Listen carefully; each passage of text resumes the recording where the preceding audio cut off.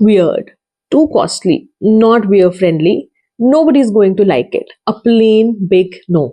ये उन नेटवर्क्स के वर्ड्स हैं रॉस एंड मैट डफर को, जिन्होंने उनको एक बार नहीं, दो बार नहीं, 3 बार नहीं, बल्कि 15 टाइम्स रिजेक्ट किया, 15 times big plain no. But still उन्होंने अपना आइडिया नहीं छोड़ा, उन्होंने अपना वेयर्ड आइडिया प्रोटेक्ट किया, even though they were surviving from paycheck to paycheck. And आज वही वेयर्ड आइडिया एक $1 बिलियन एम्पायर है, and stranger things is a world wide hit. Yes, Matt and Ross Duffer are the writer, director and producers for Stranger Things, which we now know is a worldwide hit. लेकिन इस success के पीछे there were a lot many attempts. और आप calculus का नाम सुनते ही maths की बुक को घोस्ट कर देते हो। I mean, come on, let's give it a try. I can understand कि इंटीग्रेशन जो है वो मैथ्स का Stranger Things है. It is deep, it is scary and it has its own upside down. So welcome to day 9 of the board booster, जहां पर हम कर रहे हैं 130 plus MEQs, मतलब कि most expected question solves. And आज टर्न है इंटीग्रेशन को करने की। रुको, इंटीग्रेशन का नाम सुन के भाग मत जाओ। हम इंटीग्रेशन का वो 5 मार्क्स का question and case study cover करेंगे पहले, जो पेपर में आने का 95% चांस है। इस क्वेश्चन को करने के लिए जो इंटीग्रेशन के रूल्स लगेंगे एंड जो कॉन्सेप्ट लगेगा उसको हम अच्छे से करेंगे पहले। So once you secure that 5 marks का और केस स्टडी का क्वेश्चन, फिर उसके आगे देखेंगे। तो जैसे रॉस एंड मैट डफर के लिए एक यस ने उनकी लाइफ बदल दी, ये वीडियो आपकी मार्कशीट बदल देगा। So make sure you are watching till the end. तो चलो देखो, क्वेश्चन स्टार्ट करने से पहले जो इस क्वेश्चन को सॉल्व करने के लिए इंटीग्रेशन का बेसिक कॉन्सेप्ट चाहिए, पहले उसको डिस्कस करते हैं। हमारे पास में integration of x raise to the power n हो, साथ में हम इसको dx लिखते हैं, dx आता ही आता है। तो इसका आंसर होता है x raise to the power n+1 divided by n+1 plus C. Ma'am ये c क्यों आ रहा है, ये dx क्यों लिख रहे हैं? Now this is not the time to go into these kind of things. अभी आपको बस इतना रूल याद रखना है एंड हमको अपने क्वेश्चंस पर सॉल्व करना है, सो दैट हमारे मार्क्स अच्छे से आ सके। फॉर एग्जाम्पल, जैसे अगर मेरे को इंटीग्रेशन करना है x raise to the power 3dx का, तो इसका आंसर क्या बन जाएगा? x raise to the power 3+1 upon 3+1 plus c, which comes out to be x raise to the power 4 plus c मतलब कांस्टेंट होता है। ये हर क्वेश्चन जब हम अपना इंटीग्रेशन कर लेंगे तो लास्ट में हमने उसके साथ में क्या लगा देना है? प्लस सी लगा देना है। अगर सिर्फ dx की इंटीग्रेशन है तो सिर्फ dx की इंटीग्रेशन क्या होती है? हमारे पास में x होती है।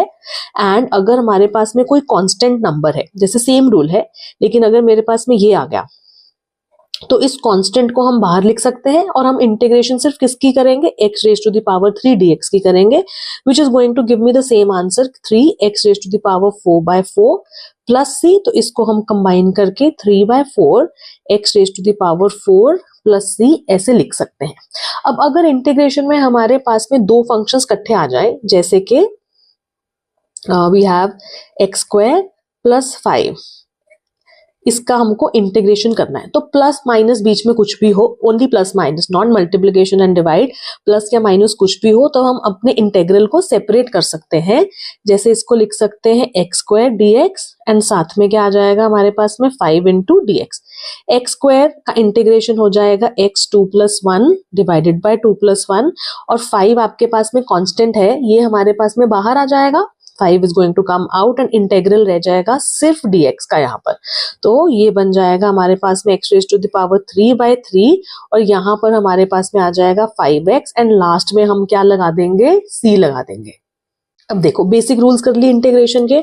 अब देखो, अगर जैसे कि मुझे मार्जिनल रेवेन्यू गिवन है एंड मार्जिनल रेवेन्यू से मुझे क्या निकालना है? रेवेन्यू निकालना है, तब हम उसके लिए क्या करते हैं? Then we are going to do integration.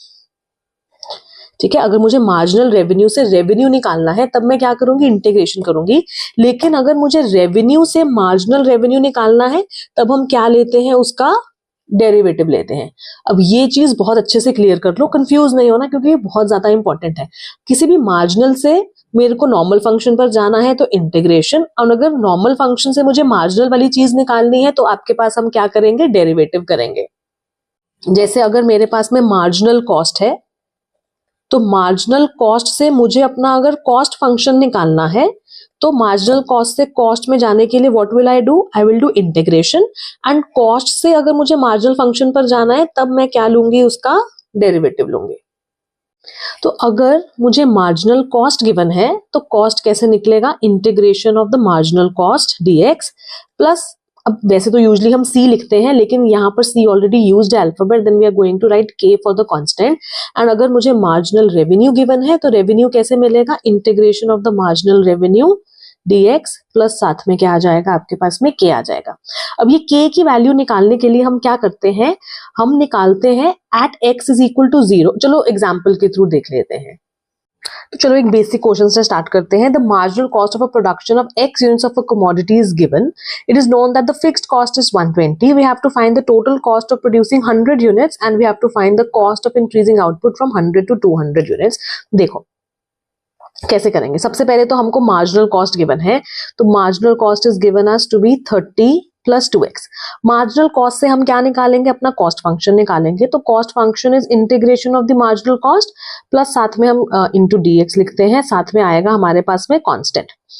चलो तो इंटीग्रेशन हमको किसका करना है, 30 प्लस 2x का करना है dx।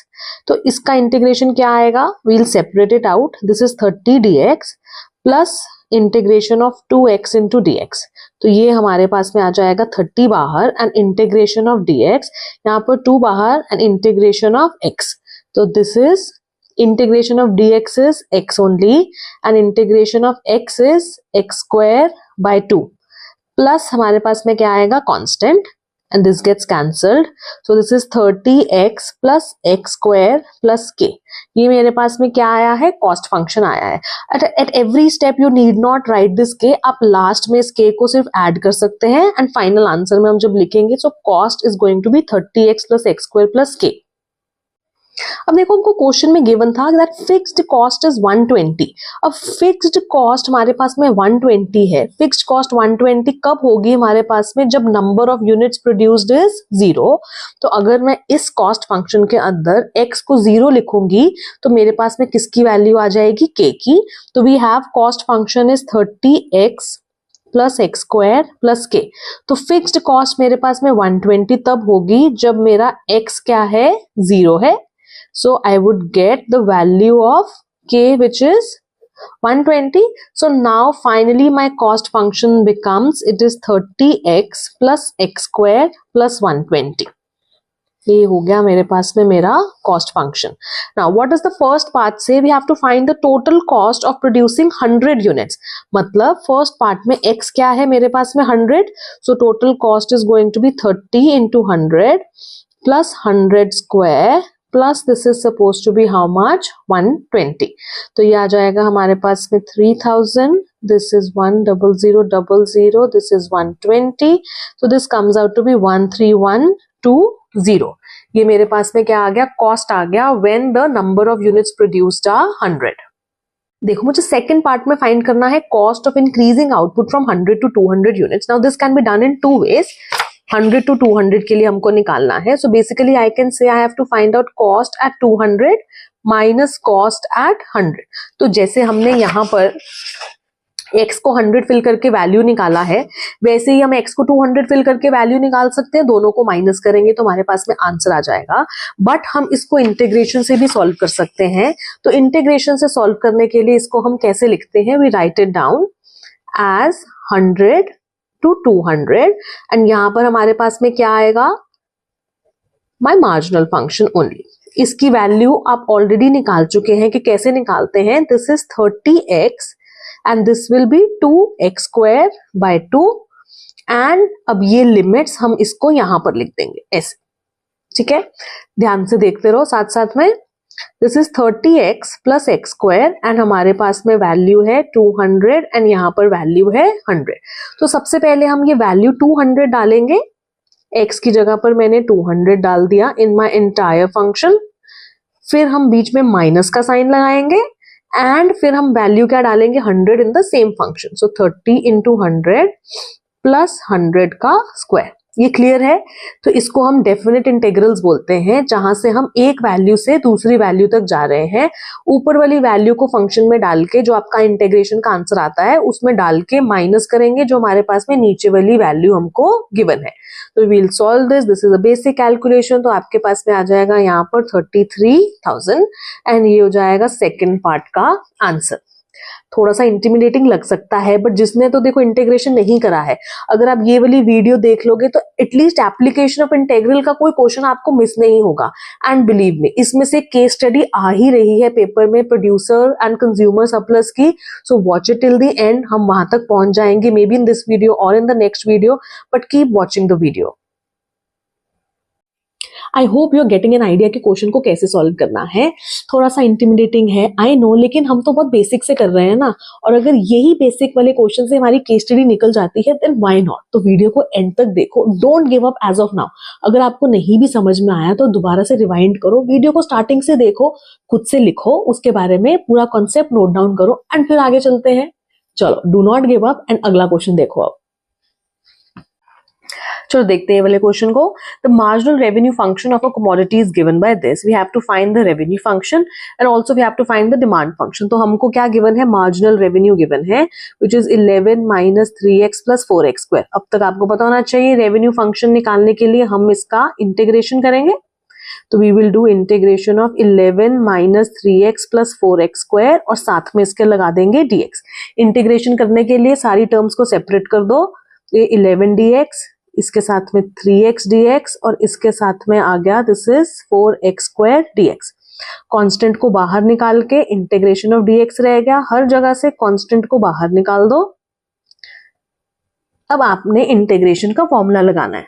जब सिंपल dx हो, integration of dx is x की इंटीग्रेशन होती है x रेज टू पावर, जो इसकी पावर है उसमें 1 और divided by that same thing, and यहाँ पर पावर 2 है प्लस 1 डिवाइडेड बाय 2 प्लस 1 और साथ में एक कांस्टेंट आता है विच इज k। तो ये हमारे पास में क्या बन जाएगा, this is 11x minus this is close to be 3/2x square और यहाँ पर आ जाएगा हमारे पास में this is 4/3x cube plus k। But ध्यान रहे, जब हम ये रेवेन्यू फंक्शन निकालते हैं तो हमको ये k की वैल्यू को भी निकालना है। अब k की वैल्यू कैसे निकलती है, जब x 0 होगा, मतलब अगर मैंने यूनिट्स प्रोड्यूस ही नहीं किए तो मेरा रेवेन्यू भी क्या होगा, 0 होगा। सो इस फंक्शन में x को हम 0 डाल देंगे एंड रेवेन्यू को भी 0 डालेंगे, तो मेरे पास में k की वैल्यू कितनी आ जाएगी, this is suppose to be 0, 11 into 0, 3/2 plus 4/3, 0 cube plus k। तो यहां से मेरे पास में k की वैल्यू कितनी आ जाएगी, 0। तो जौन सा मेरे पास में फाइनल मेरा रेवेन्यू फंक्शन है उसको आप लिखोगे that the revenue function is, we have 11x minus 3/2x square plus 4/3x cube, this is my final revenue function.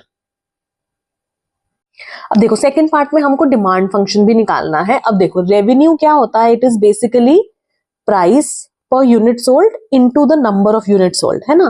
तो मेरे पास में हम रेवेन्यू की जगह पर px लिख सकते हैं, प्राइस पर यूनिट सोल्ड पर multiplied by number of unit sold, ठीक है। अब डिमांड फंक्शन कैसे आएगा, हम ये x को डिवाइड कर देंगे या ऑल ओवर x को डिवाइड कर दो, तो p is equal to 11 minus 3/2x plus this is suppose to be 4/3x square. तो ये मेरे पास में क्या आ जाएगा, मेरा demand function. That is it, question आपका फिनिश हो गया एंड ये मेरे पास में आया था मेरा final revenue function. And that is it for today. अगर आपने यहाँ तक वीडियो देख ली है then well done, you have completed yourself some important part of integration and now you deserve that coffee और चाय। तो जाओ जाकर चाय या कॉफी पी लो। If you liking my videos, like it, बहुत अच्छी लग रही है, please subscribe it and keep watching and पढ़ते रहो साथ में।